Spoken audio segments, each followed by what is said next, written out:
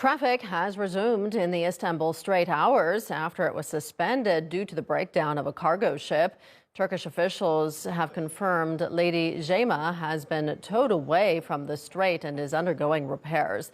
The ship earlier lost its rudder and drifted into open waters before tugboats were sent to bring it under control.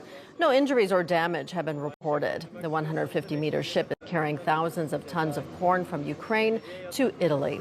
TRT World's Yasin Ekin has been following developments on the strait and sent us this report.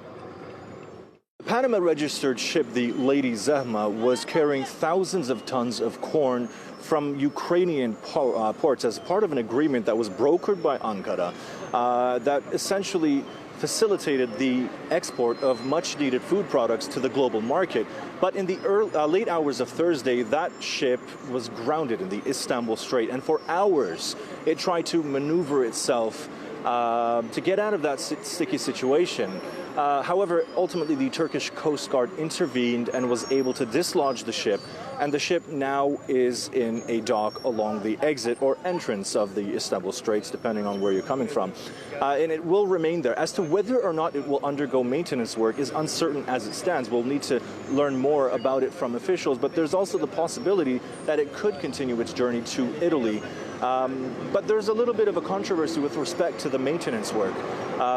Port officials suggest that the Lady Zehma was expected and scheduled to undergo some heavy maintenance work in a dry dock in Tuzla, which is not too far from where I'm situated right now.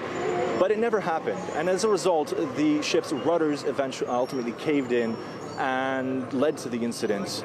As it stands right now, though, the ship may or may not continue its journey. It may or may not require maintenance, but the one thing that does remain for certain is the ship, or the incident in itself, will be under investigation. The Istanbul Strait was blocked off to commercial traffic for hours, and after the ship was dislodged, the Istanbul Strait was opened back to traffic.